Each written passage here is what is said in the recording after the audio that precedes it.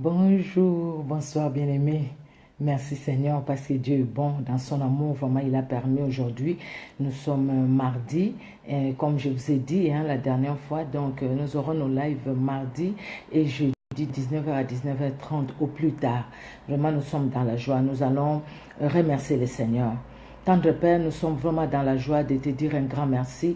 Un grand merci, toi qui nous as accordé ces moments, toi qui as permis, Seigneur, que nous puissions être là, éternel Dieu de gloire, pour te louer, pour te glorifier.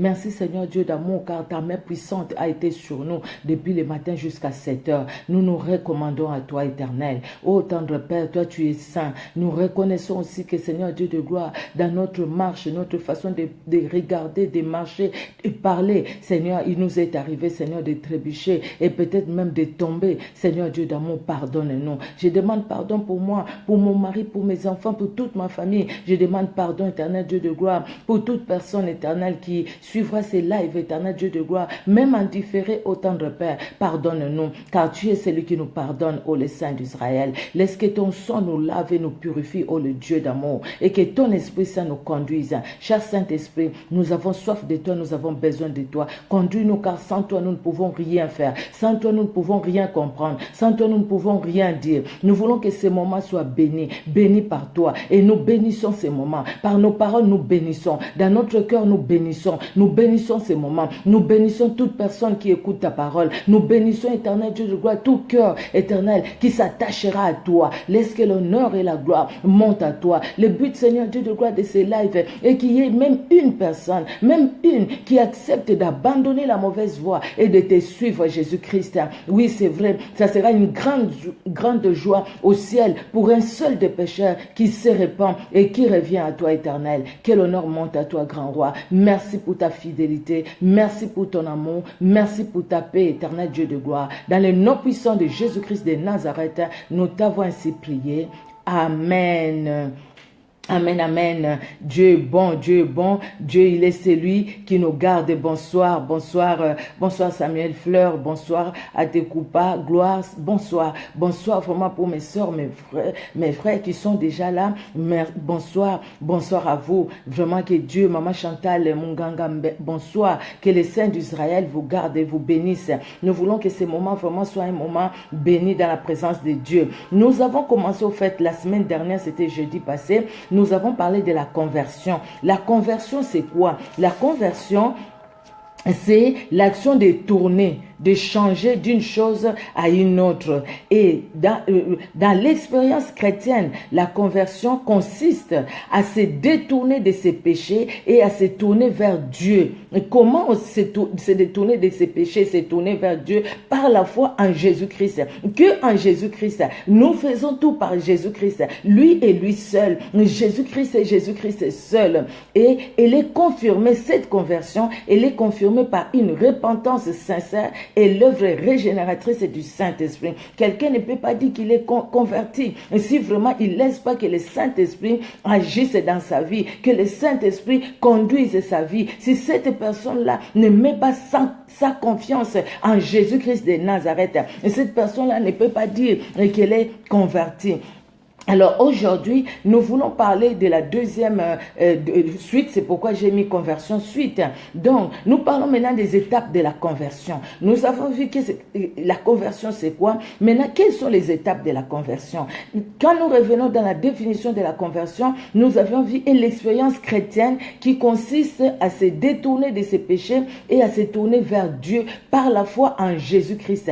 Elle est confirmée comment? Par une repentance sincère, régénératrice du Saint-Esprit, la foi que nous avons dans le Seigneur. Donc, les deux étapes dans la conversion, pour se dire, écoutez, et puis tu te dis, écoutez, moi je suis converti, pour voir effectivement que tu es vraiment converti. La première étape, c'est la repentance.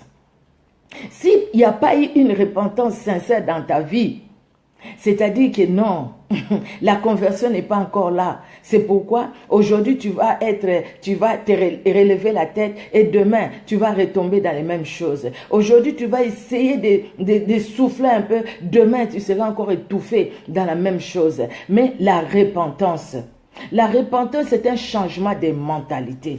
La repentance, c'est l'action de changer d'avis. C'est l'action de changer d'avis, c'est l'action de changer des résolutions. C'est-à-dire, il y a quelque chose que je faisais et maintenant je dis non, je ne le fais plus. Maintenant, je change. Tu changes de direction, la repentance. Et la repentance, dans les dictionnaires, l'encyclopédie biblique, on nous dit la repentance, c'est le sentiment profond de l'âme.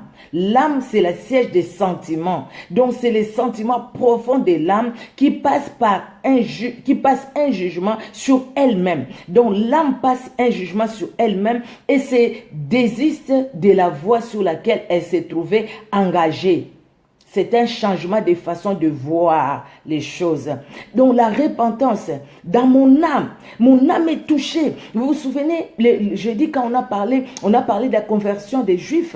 Quand ils ont entendu Pierre parler, la Bible nous dit que leur cœur était vivement touché par l'évangile. Et ils ont demandé à Pierre, que devons-nous faire, homme frère, que devons-nous faire, que devons-nous faire? Et Pierre leur a dit, repentez-vous, détournez-vous de vos péchés. Et maintenant, prenez la résolution de suivre Jésus-Christ et acceptez de vous faire baptiser. Donc, quand tu sens dans ton cœur, il y a une prédication, et tu as entendu un message, quelque part à l'église, à la radio, à la télé, sur Internet et tout, tu as entendu une prédication, mais c'est une prédication vraiment qui a touché ton cœur. Tu sens que non, le Seigneur m'a parlé. Tu as touché ton cœur et en toi, tu fais un examen profond. Et tu te dis, écoutez, ce que la Bible me dit et ma vie, ce que moi je vis, c'est deux choses vraiment différentes. Donc, moi je me tourne à ce que la Bible me dit et je me détourne de ce que je faisais avant. Quel que soit ce que je faisais avant, c'est que ça m'a rapporté. Quel que soit ce que ça m'a amené dans ma vie. Quel que soit ce qui était comme des gains par ce que je faisais avant, mais je me détourne de ça et je me tourne vers ce que la parole de Dieu me dit. C'est ça la repentance. Donc sincèrement, dans ton cœur, tu te dis que là, j'ai vraiment mal fait et je me repens du fait que j'ai fait telle chose, ou j'ai dit telle chose, ou j'ai agi de telle façon et je change ma façon de voir les choses. Je change ma façon de marcher. C'est ça la repentance. Ça, c'est le premier pas.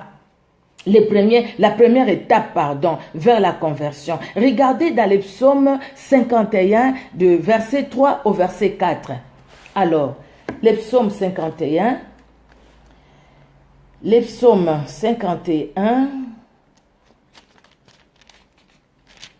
c'est ça, versets 3 et 4.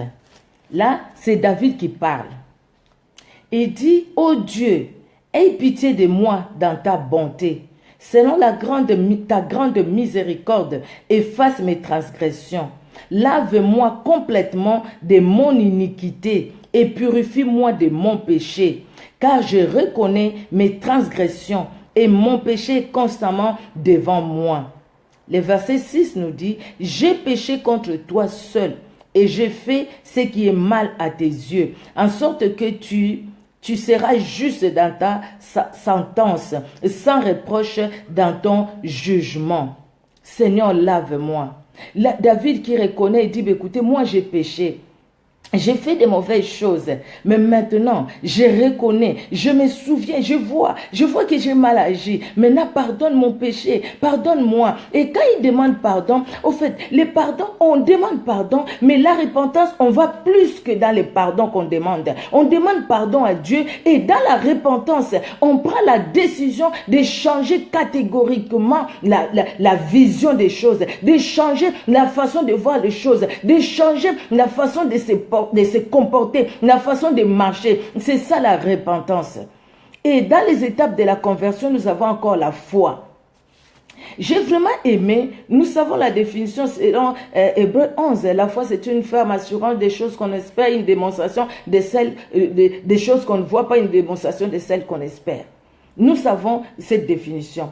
Alors, j'ai regardé dans les dictionnaires, dans l'encyclopédie biblique, cette définition, ça m'a beaucoup plus parlé au fait.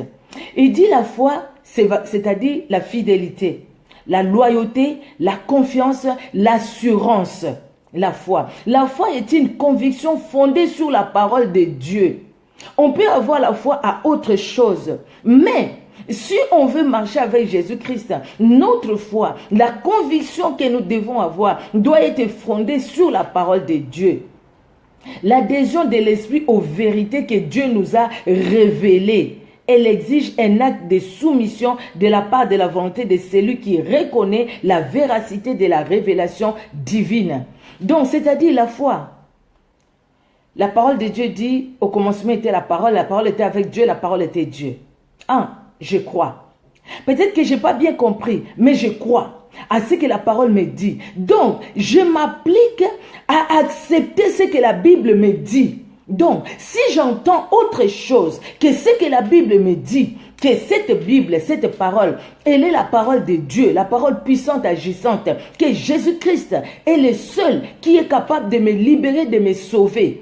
Donc, si j'entends une parole autre que celle-là, moi je vais tourner le dos à cette parole-là, je me tourne vers ce que la Bible me dit. Donc, c'est-à-dire, pour moi, je dis ce que la Bible me dit, c'est ce qui est la vérité. La vérité, c'est ce que la Bible me dit. Il n'y a pas une autre vérité que ce que la parole de Dieu me dit. Donc, voilà les deux étapes dans la conversion. La conversion, c'est d'abord la repentance. Il faut se repentir, dire, écoutez, j'ai mal fait, vraiment je me repens. C'est-à-dire, je ne veux plus retourner en arrière. La conversion, c'est-à-dire, je crois maintenant à cette personne qui me parle, à cette personne qui m'aime, cette personne que je ne vois pas physiquement, mais je crois à ce que sa parole me dit. Donc moi, je crois à cela et je reste attaché à ce que la parole me dit. Je m'assieds sur cette parole. La conversion. Mais il y a aussi une fausse idée ou interprétation de la conversion. Quelqu'un peut se dire, peut-être que vous avez déjà entendu ça, bien-aimé. Vous avez entendu quelqu'un dire, moi je crois au Seigneur Jésus, moi je suis converti parce que moi je vais à l'église. Tous les matins je suis à l'église. Je suis tout le temps à l'église. Moi j'ai entendu des gens comme ça. Des gens des fois qui m'appelaient parce qu'on leur a donné mon numéro. Et comme j'ai pris aussi pour les gens au téléphone, alors je pose la question si vous connaissez Jésus-Christ. Oui, je le connais. Depuis que quand j'étais encore petit, je connaissais le Seigneur. Alors comment tu vis la parole de Dieu, les choses. Moi, tous les dimanches, tous les matins je suis à l'église. D'ailleurs c'est moi qui allume les bougies à l'église. Oh, écoutez, le fait d'allumer les bougies à l'église, cela ne fait pas de toi une convertie ou un converti. Tu le fais, ça c'est la religion. Ça c'est être religieux. Donc tu allumes les bougies à l'église, dans les églises où on allume les bougies. Donc tu allumes les bougies à l'église, ça c'est être religieux. Vous voyez. Mais être converti, c'est être être chrétien. En fait, c'est faire vivre le christianisme, vivre la vie de Christ. Vous comprenez, bien aimé? Donc, quelqu'un qui peut dire, écoutez, moi je suis converti parce que je donne ma dîme, parce que je vais à l'église. Ce n'est pas parce que je donne mes offrandes. Et ce n'est pas ça être converti. Le fait de s'habiller ou d'agir comme un religieux. On peut être en soutane, on peut être, je ne sais pas, s'habiller vraiment, vous voyez, vraiment ça c'est religieux. Tout ça c'est religieux. Tout ça c'est pas chrétien. C'est religieux parce que c'est la religion qui exige aux gens de s'habiller comme ça. Mais cela ne veut pas dire que cette personne est convertie. Ce n'est pas parce que non, il y a des gens qui disent, dans notre famille, on prie beaucoup parce que tout le monde est au couvent, tout le monde est ceci, tout le monde est cela. Tu peux avoir tous les membres de ta famille au couvent. Cela ne veut pas dire que ces gens-là qui sont au couvent, ils sont convertis. Cela ne veut pas dire que la famille, elle est chrétienne parce que ces gens-là sont au couvent. Non, non, non, non, non. C'est pas ça. Ce n'est pas connaître la Bible ou étudier la Bible. Il y a des gens qui connaissent la Bible. Nous voyons les gens qui récitent même, qui récitent le Coran, qui récitent ça. Et c'est ça être converti. Non, non, non. C'est pas être converti. On ne peut pas devenir un chrétien par ses propres efforts. Non. Les gens qui disent, oui, moi je me force de devenir chrétien et je suis devenu chrétien. Non, non, non, non, non, non, non, non, non. On n'est pas devenu chrétien. On ne s'efforce pas de devenir chrétien, mais devenir chrétien, on le devient en faisant une chose, en acceptant Jésus-Christ comme sauveur et Seigneur personnel. Regardez ce que la Bible nous dit dans Jean 1, l'évangile de Jean, chapitre 1. Alors, je m'applique Jean.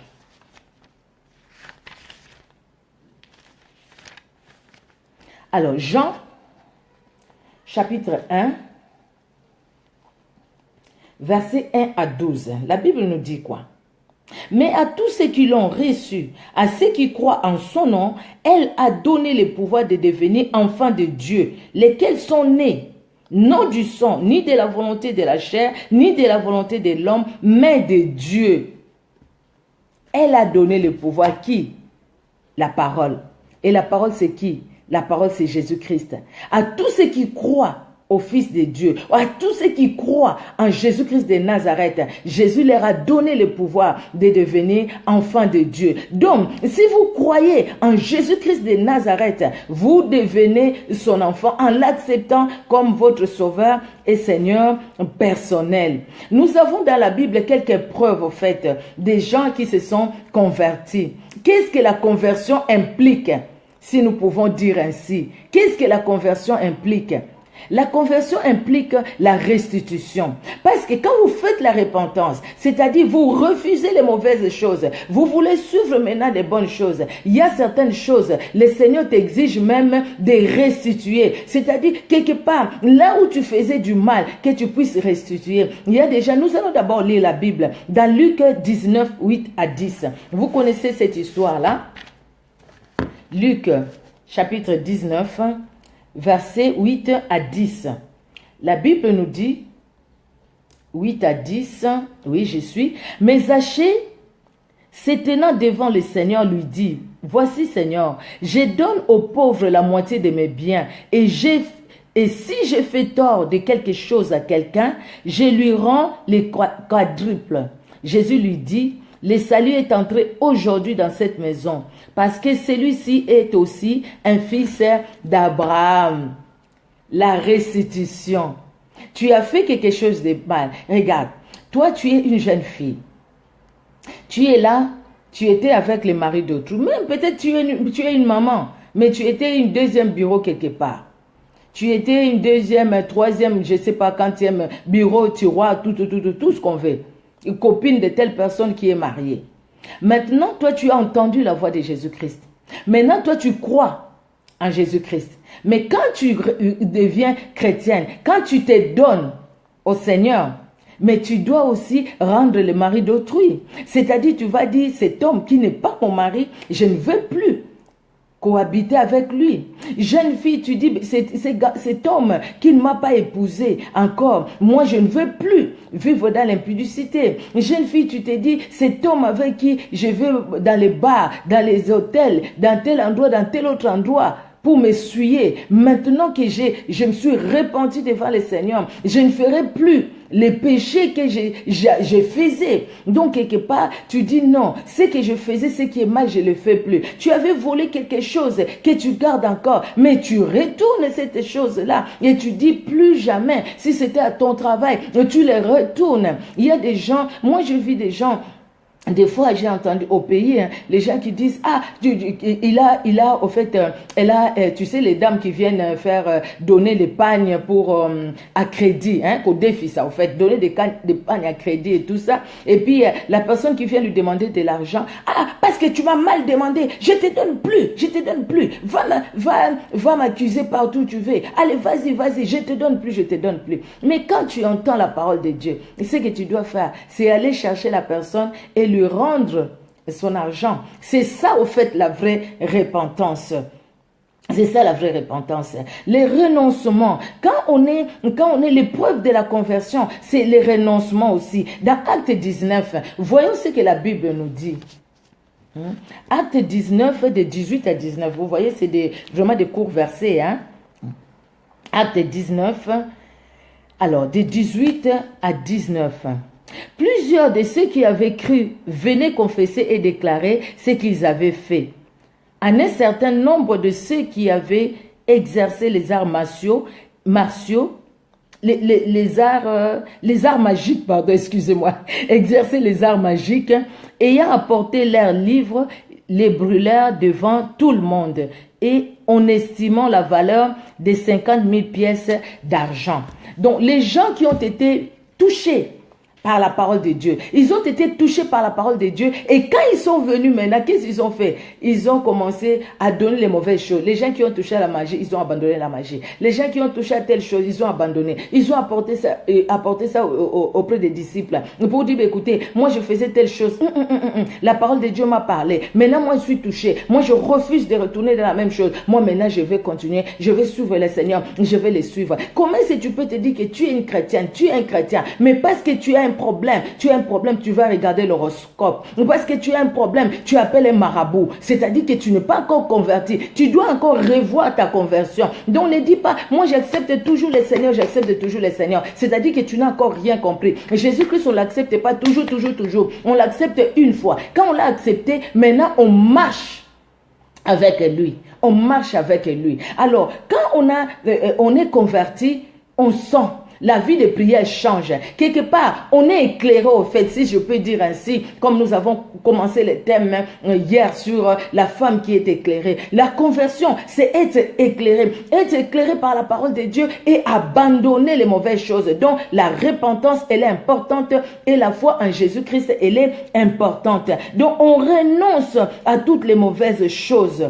On renonce aux mauvaises choses et on accepte, on dit oui. Oui Seigneur, oui Jésus-Christ, je veux te suivre maintenant et je veux marcher avec toi. Et quand on accepte de marcher avec Jésus-Christ, on est dans une vie de prière, on médite la parole de Dieu, on témoigne de Jésus-Christ aux autres. Donc voilà, nous avons fini pour la conversion et jeudi, nous allons parler de l'assurance du salut. Croire maintenant que tu as accepté, tu t'es repenti, tu as la foi en Jésus-Christ, que maintenant tu as le salut avec toi. Et personne ne viendra te prendre ce salut-là si ce n'est pas toi-même qui le laisse tomber. Que Dieu soit glorifié. Touti kolobela eza suite ya Matthieu otobanda ki la fois passée, la conversion toko bongwana mbongwana tolobaki yango mbongwana ezali kolobate ko changer au fait ozali kotambola na nzela moko boya mabe pardon otiki nzela ngo bandi kolanda Yesu Masia et bongo tolobi betape nango ya kobongwana to ya mbongwana ezali repentance ezali penza kolela na kati ya motema no kolobate na salaki mabe nzambe limbisa ngai na boyi pe mabe wana na kosala ngo lisusu te pe kozala na kondima epa na Yesu Masia lokwa lilobane lobi tolobi ete ezana bakambo mingi tolobaka mutu abongwana to na bongwani meza ndenge wana te tango zokende église tango zopesa offrande ozopesa ba omona ntango ozolata penza lokola mamelo so to ndenge tolobaka ngo eni koloba teke mutu wana bongwani pona yango tolobi ete preuve pesa linine kolakisa ke yo bongwani eloko kolakisa ke yo bongwani ntango penza repentance na yo ezali sincère, c'est-à-dire tango boyi mabe wana mabe pe osalaki bato osalaki mabe okei po sengi bango pardon s'il faut que niko senga bango pardon soko yibaki eloko ya moto okei ozongisi ozaki na nyongo ya moto olingaka kofuta te okei ofuti olobi te nasalaki mabe na boyi kofuta wana bai na ofuta te na nko mais siko na boyi likambo wana nalingi kofuta donc c'est-à-dire nalingi kimia ezala kati na ngai na bandeko mosusu. Yesu Kristo nzambe na Israël papa na lola mokoksi na bilaka apambola moko na biso kati na bolingo na ye. Que le Saint d'Israël, le Dieu d'amour, vraiment bénisse chacun de nous. Nous allons rendre grâce à Dieu, nous allons prier. Seigneur, merci pour ta fidélité. Merci encore, Seigneur, parce que nous n'avons pas été seuls. Tu étais là avec nous. Tu es celui qui nous a conduits, tu nous as dirigés vraiment dans ton amour. Que l'honneur et la gloire montent à toi, Éternel. Merci, Seigneur, pour nos cœurs, Éternel, qui sont touchés par ta parole, pour la repentance de tout un chacun, pour la foi que nous avons dans ta parole et dans ta personne, Éternel Dieu souverain. Que l'honneur monte à toi, la gloire à toi, Seigneur. Merci, Seigneur. Merci pour mes sœurs. Merci Seigneur Dieu de gloire pour toute personne, éternel Dieu de gloire, qui a suivi ces courts moments de live et les personnes qui les suivront en différé. Que l'honneur monte à toi, Père très saint. Merci pour ta fidélité. Dans le nom puissant de Jésus-Christ de Nazareth, nous t'avons ainsi prié. Amen. Amen, amen, amen. Maman, soyez bénis. Mimi, sois béni. Mimi Oanjo, sois béni, sois béni. Antekupa, gloire, sois béni, sois béni. Samuel Flair, sois béni, ma grande, sois béni. Sylvie, sois bénie. Sois bénie, mi José. Que le Seigneur vous bénisse. J'ai vu Vitia. Vraiment que le Seigneur te bénisse, mon frère. Tu es loin. Vraiment que Dieu te bénisse, homme de Dieu. Vraiment que le Seigneur manifeste sa gloire vraiment dans ta vie aussi. Que le Dieu d'Israël bénisse tout un chacun de nous. Et on se donne rendez-vous tout à l'heure à 22 heures pour la suite de Mamie Ariette. Oh, sois bénie, sois bénie. Que Dieu te bénisse aussi. Nous donnons rendez-vous tout à l'heure à 22 heures pour les rendez-vous que nous avons, pour la suite de ce que nous avons commencé hier. Quand une femme est éclairée, elle s'élève et elle bâtit. Que Dieu vous bénisse et à tout à l'heure. Soyez bénis. Au revoir.